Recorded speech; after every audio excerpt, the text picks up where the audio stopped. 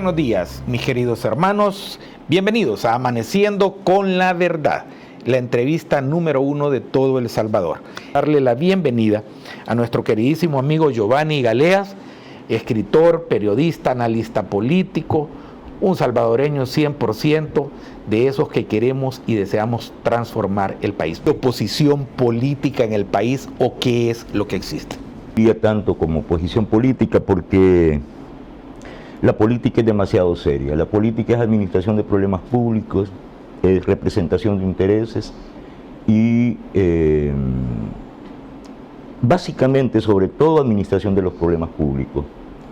Y no se está jugando ni representación de intereses ni administrar problemas públicos por parte de esos grupos que, si bien representan intereses, son no públicos, sino de una élite privada que es muy pequeña, muy voraz y antinacional completamente, ¿no? Eso lo podemos verificar, lo podemos demostrar históricamente en el contexto político.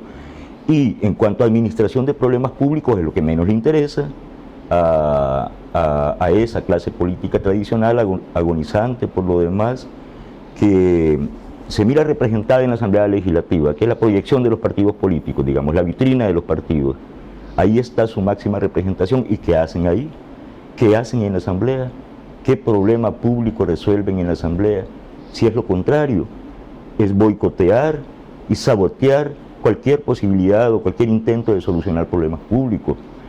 Entonces, llamar oposición política, eso, yo a lo más que llegaría es que es oposición partidaria, agonizante, sin ninguna posibilidad, sin ninguna proyección. Ha estado en este esfuerzo permanente, sí, en toda su historia, sí, y nos consta a ti, me consta a mí, le consta al país, los esfuerzos que Félix Ulloa ha venido realizando.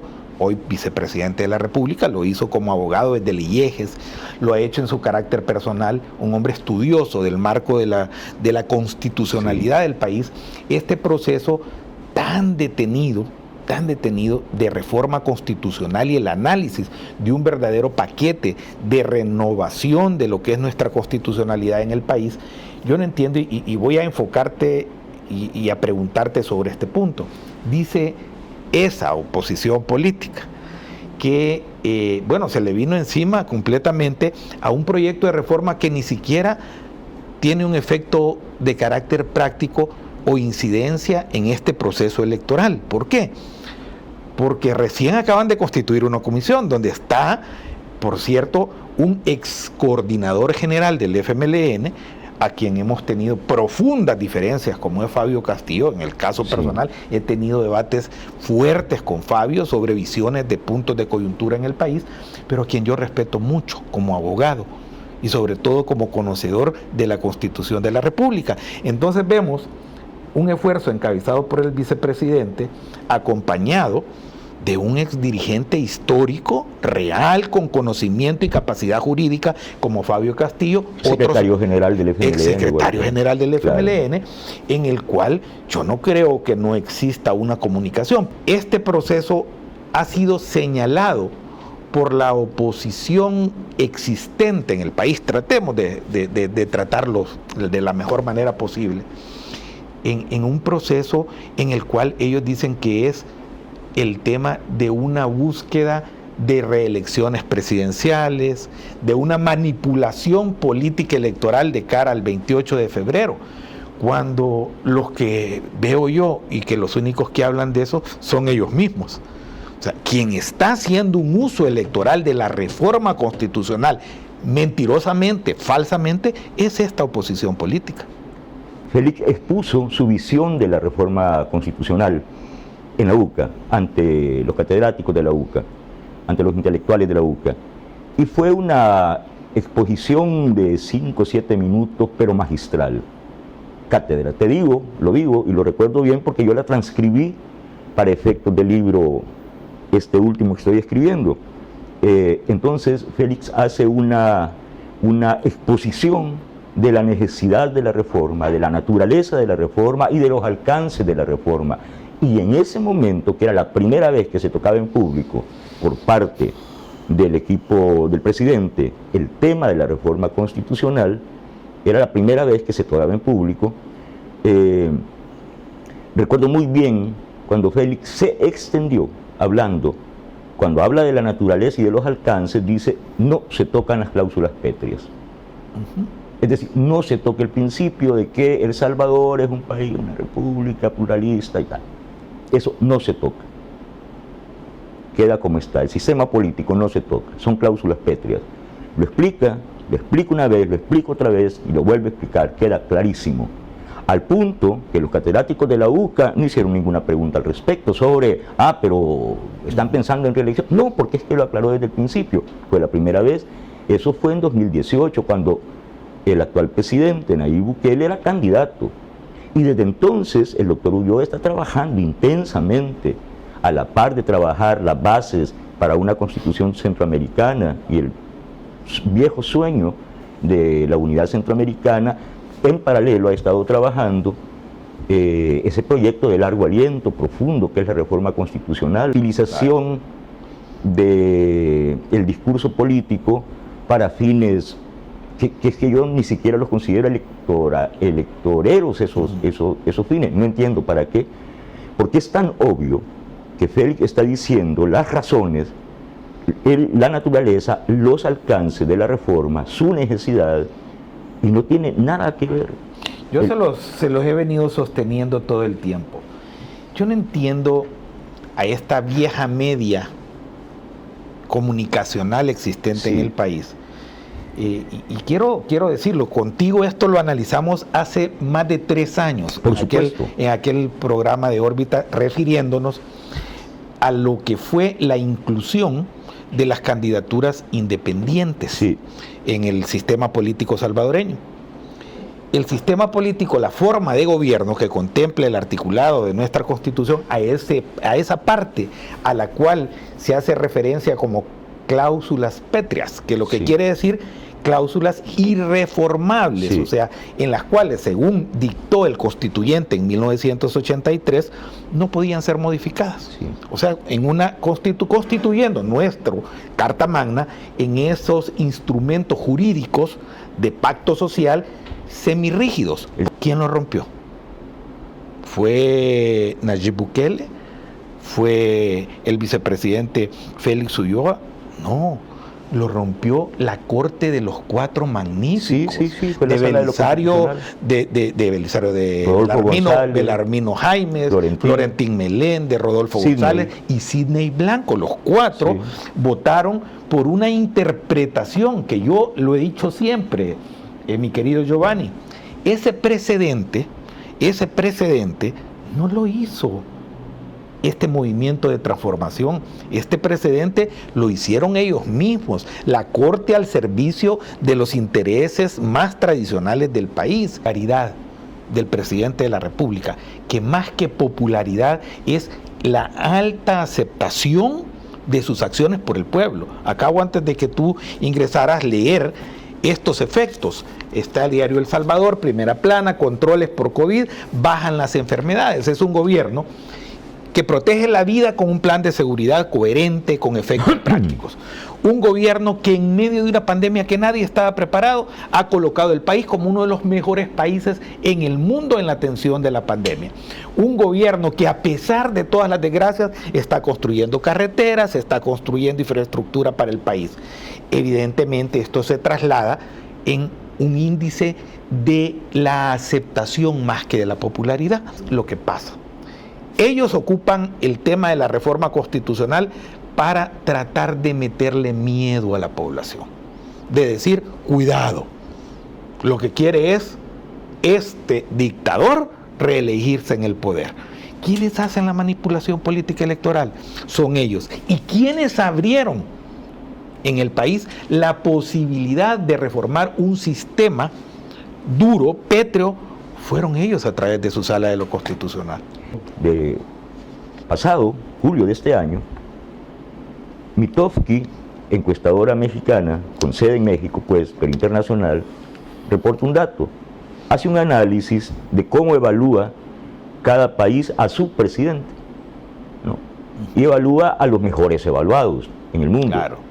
Y entonces dice, bueno, el cuarto mejor evaluado es tal, el tercero es Vizcarra, creo, el de Perú, el segundo es el de Irlanda, que tiene un nombre impronunciable para mí, y el primero, el mejor evaluado de todos en el mundo, es el presidente de El Salvador, Nayib Bukele. Porque tiene un 80, y no recuerdo, 85 creo de aceptación. 89%. Sí. Reporta la UFG que Nuevas Ideas y Gana en coalición o por separado, y por separado, perdón, sacarían, como dicen las encuestas, si las elecciones fueran el domingo, según los encuestados, el dato es que sacarían 70 diputados. 70 de 84. Un número impensable hace tiempo. Exactamente. Y te da los números. ¿Cuánto tiene Nuevas Ideas? ¿Cuánto tiene Arena? ¿Cuánto tiene el FMLN? Creo que el FMLN anda por 3 o 4 puntos y Arena no llega a 7. Eso es la realidad. Bueno, pero no solo eso. Eso lo dice UFG, que por cierto es una casa encuestadora muy poco amigable para el presidente, incluyendo a su director. A su director, cuando la presenta, dice, bueno, es que estos números, las cartas están echadas, esto es lo que va a pasar. Vamos a hacer. Esto quiere decir, consistentemente desde 2017, ha venido creciendo la popularidad y la aceptación del presidente Bukele y de su proyecto, al punto que él ganó con 55 puntos, creo. 54 puntos. 54 puntos algo, la elección. Sí. Ahora tiene la aceptación o el respaldo de entre el 88 y el 97%, en un promedio de encuestas. No, unas le dan 88 y otras le dan hasta 98 le han dado ya. No. Uno de los que más alto le da es la prensa gráfica, por ejemplo.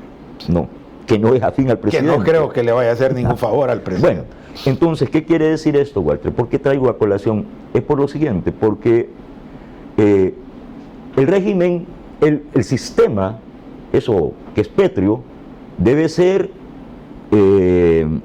pluralista, democrático, esto es importante. Representativo. ¿Y qué es la democracia? En los términos más básicos, poder del pueblo, poder de la mayoría, el voto de la mayoría. Bueno, te estoy diciendo que tiene aceptación de más de 8%, hasta... 8 de cada 10 salvadoreños, al menos en todas las encuestas. Entonces, cuando los diputados que tienen 3 de aceptación, según las encuestas, y eternamente están reprobados, esta legislatura, que ha sido la peor de mi historia, por los números, bueno, entonces, ellos que tienen 3 de aceptación, o sea, 3 de cada 10 salvadoreños, ponele que los acepten, ¿no? Casi 3. Bueno, casi llegan 3. A 3. Bueno, entonces, están reprobados, ok. Pero ellos dicen, el sistema debe seguir siendo democrático, representativo, pluralista, ok, democrático. O sea, aquí debe mandar la mayoría. La mayoría se expresó, el 3F, y eligió de manera democrática y pacífica, el soberano, la mayoría, a este presidente, al que ellos no aceptan, al que le dicen dictador. La mayoría no solo eligió, sino que creció el respaldo de la mayoría a ese presidente y a su proyecto, pero ellos no lo aceptan.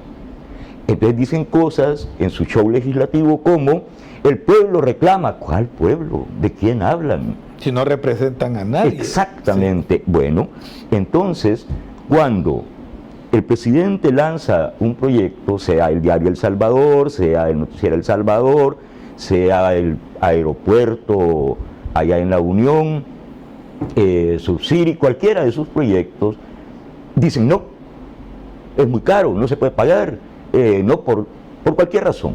No, el pueblo celebra esos proyectos, pero ellos no, que son minoría, peleando contra Nayib. Pero ¿y el pueblo qué? ¿Y qué es la democracia? Es el respeto al soberano, a la decisión del soberano, al interés general. Yo creo que el partido político en el cual la esencia y la vivencia es en la recolección de los currículums para una base política y trasladarla para que me diste tantas plazas, me diste tantas cosas, para lo que han utilizado durante 30 y tantos años, no 30, porque hay que ponerle los 10 años que duró el conflicto, que ya existía Arena, el PDC, el PCN. si partimos del golpe de Estado del 79. Entonces, no han comprendido lo que es Nuevas Ideas. Entonces, buscan un partido al que no entienden, que no logran leer. ¿Por qué? Porque buscan la visión de su partido político. Sí. Y no lo ven con la presencia que ellos creen que es la conexión con un pueblo. Y ahí es donde yo creo que está el error más grande. Tú lo dijiste magistralmente, solo termino con eso. Sí, sí. Ellos fueron electos en el año 2018 por una parte del electorado que no tenía opción. Sí. Y el primer síntoma tú y yo lo analizamos en aquel 2018. ¿Cuál fue? El llamado a votar nulo en San Salvador, donde había una incidencia que cambió la correlación política del país, y Arena le dio una lectura totalmente errónea. Arena creyó que ganó la elección cuando sacó menos votos. De repente dice, vamos a recoger 200.000 firmas en 3 días. Dagoberto Gutiérrez, el maestro, el gran filósofo Dagoberto Gutiérrez, el comandante Logan, comandante guerrillero, quiero decir, claro, capaz de jugarse la vida por lo que piensa, un hombre íntegro. Dagoberto Gutiérrez se empeñó en recoger 10.000 firmas y pasó 5 meses y no las recogió. Y no las logró. Así. No las logró. Y Nayib en 3 días, en menos, en 50 horas en realidad, recogió 200.000 firmas, como lo hace. Y dice, vamos a hacer el partido más grande de la historia. Y lo hace. Y es el partido más grande en toda la historia. Y es el mejor presidente, según los números, de toda la historia salvadoreña. Y cuando digo toda la historia, Walter, estoy hablando desde 1821. Así es. Desde 1821. El mejor evaluado en toda la historia. Hay épocas en las que no había evaluación, no había estadísticas, pues, eso lo sé, pero se sabe cuál era el nivel de aceptación que tenía don Francisco Dueña, Regalado, Gerardo Barrio, eso lo sabemos, en términos gruesos, no por número, pero sabemos que no eran aceptados por grandes partes de la población. Bueno, entender el fenómeno Bukele, entender el fenómeno Nuevas Ideas y la nueva coyuntura primero, en el caso de Dagoberto, con categorías de análisis marxistas, pero el marxismo, ¿no? Y esas categorías son del siglo XIX, 1848. Entonces, ¿cómo vas a analizar la realidad del siglo XXI de estas alturas? Con las herramientas del 48. Sí, no se puede. Esa herramienta no te sirve para analizar. Yo creo que ahí hay un error. Pero la derecha comete el mismo error cuando excluye al pueblo, ¿no? Y creen que están peleando con un individuo y que quitando a Nayib de la ecuación arreglan el problema. Si es que el problema lo tienen con el soberano, lo tienen con nosotros, con we the people. Esa es la realidad, Walter, pero no nos importa. Hay que preservar la democracia. ¿Y cómo vas a preservar la democracia? Quitando a Nayib Bukele. Y quitando al pueblo de la ecuación. No se puede. Claro. Es que es absurdo el planteamiento. Bueno, entonces el soberano dice, ese es mi líder, ese es el que nos cohesiona como mayoría, a ese queremos como líder, y una élite muy pequeña los quiere quitar. ANEP, FUSADES, la UCA, la institucionalidad, los medios tradicionales, y para de contar, unas 2 asociaciones de abogados que se fragmentan y se... Y los mismos nombres, la misma cara, Alianza para la Democracia. Son muy poquitos. Entonces, ellos se oponen. ¿Y cuál es el terror que le tienen a Nayib? Ese es el terror. Porque su pesadilla es la posibilidad espectral de que Nayib se reelija. Porque es que tiene a este pueblo cohesionado, respaldándolo. Entonces lo que les da terror es el pueblo. Pero, miedo al pueblo. Miedo al pueblo. Pero entonces, ¿cómo te puedes llamar democrático o demócrata? ¿Y cómo pretendes reclamar que se respete la democracia? Esto es así, y esto, el análisis que tú estabas haciendo de Ernesto Mason, solo es la parte política la que analizaste, y puedes hacer ese mismo análisis con la Asamblea Legislativa o con cada uno de sus componentes, o con cada partido, que para todo efecto práctico cada partido ya es uno solo, ya es la gran alianza liderada ya no hay diferenciación, van a los set como que fueran 3 candidatos del mismo partido. Exactamente, ¿sí? Entonces... puedes hacer la evaluación y te va a dar eso mismo, pero, Walter, hay otro factor que ya no es el análisis político, que ya es jurídico el tema, porque tú partiste del ejemplo Mason, Pero es que Mason no solo tiene un problema político, tiene un problema jurídico. tiene un problema ahí en los tribunales, gravísimo, es muy grave. El problema está pendiente, y solo porque hay una anomalía histórica, que es un fiscal al servicio de Arena, Correcto. solo por eso es que Ernesto Mason está como está, es decir, en libertad. Si no estuviera restringida su libertad. Bueno, pero ese es el caso de Ernesto Mason, pero ¿y el de Norma? Pero ¿y el de toda la dirección del FMLN metida en el tema del pacto con las pandillas? Con las pandillas, toda su dirección embarrada en eso. Saltan algunos nombres, pero es que está toda la dirección implicada. Está su ministro de Defensa implicado, imagínate. Y si ya baja otros temas de corrupción, también su presidente, sus dos expresidentes, tanto Mauricio Funes como Sánchez Serén, en temas bien graves. No, bien graves. Le arreglaron su casa donde vivía. Quiero decir eso, y ayer lo volvió a confesar Mauricio Funes, sí, en un programa que lo vi ayer ya después, porque hay que ver todas estas cosas para poder opinar uno. Dijo con toda claridad que él, quitándose el muerto, como hoy es un presidente que no sabía nada, que no tomaba decisiones de nada, dijo, yo no pagué la cuenta para mandar a remodelar residencia presidencial, yo no fui quien firmó los cheques ni los acuerdos para reformar la residencia del vicepresidente oficial, yo no mandé, dijo, ni firmé para remodelar la casa del vicepresidente. Eso solo para comenzar con una pequeña cosa, porque ahí están los saquitos que sacaban del banco hipotecario. Bueno, Sánchez Serén está complicado, yo creo que él lo va a salvar su condición de edad, de salud, de no conocer el sector 9 de Mariona, pero bueno. Vaya, entonces, y te he ido mencionando Norman y tal, y te puedo seguir, te mencionar la dirección del FMLN, pero es que la dirección del Partido Arena, según declaraciones de miembros de Arena y del mismo Mason, está complicado también el COENA de Velado, y detrás del COENA hay financistas, y los financistas. Es decir, Walter, está complicado la cabeza del PDC, que es Rodolfo Parque, un delito muy grave, ahí en España, y otro aquí. Claro. Y otro aquí. Los $30,000 mensuales, ahí están los documentos. Y esa información que tiene la Fiscalía. Claro, lo que pasa es que no hace nada el fiscal Melara. Bueno, esa es una anomalía, claro. Pero esa anomalía pasa con el tiempo, ¿verdad? Bueno, ok.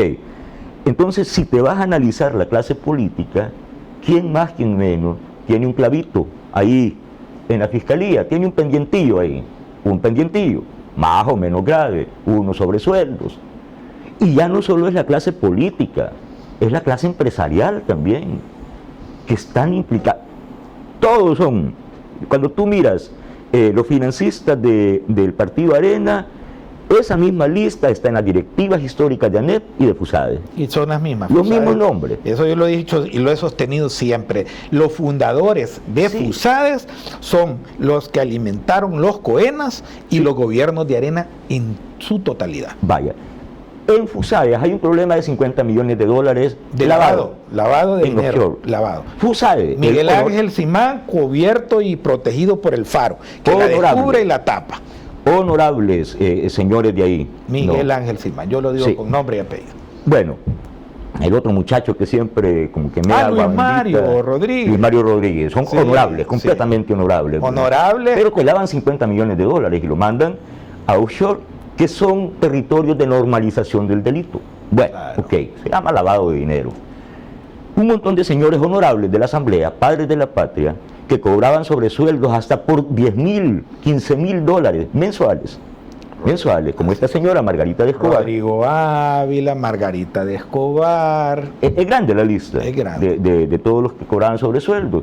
Y, aparte de no pagar impuestos, constituye delito de lavado. Lo ha explicado la licenciada Tania Pastor. Muy bien.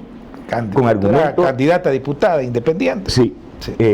Por cierto, yo mañana voy a darle mi firma yo creo que ya la alcanzó la meta.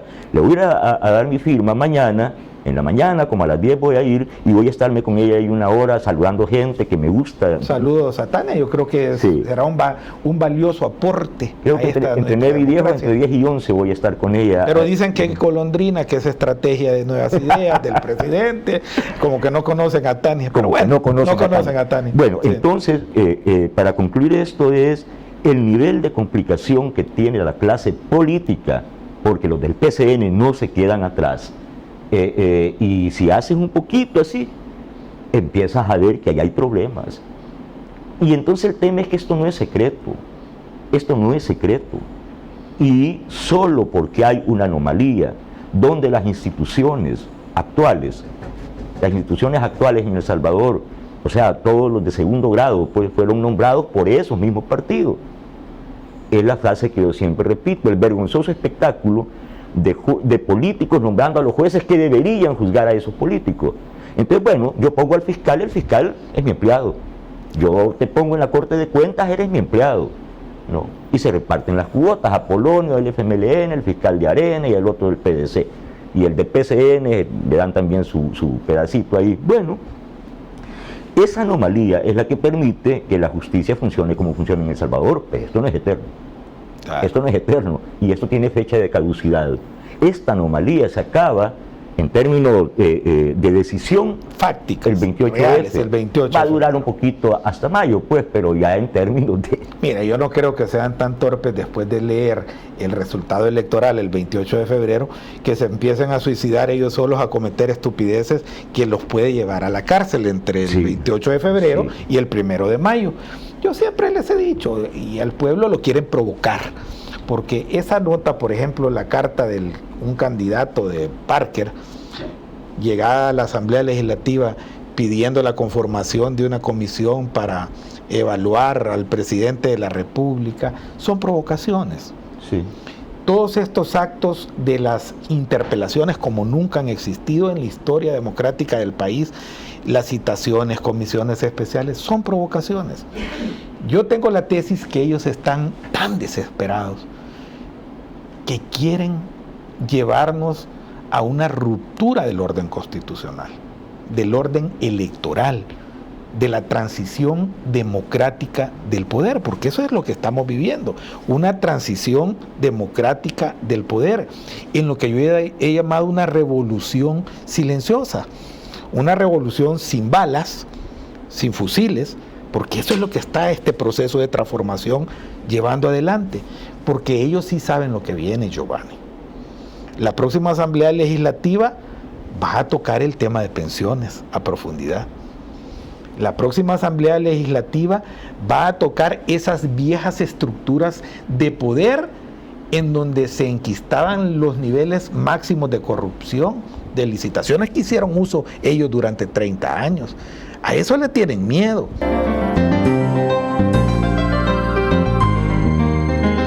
Los conceptos vertidos en este programa son responsabilidad de la persona que los presentó.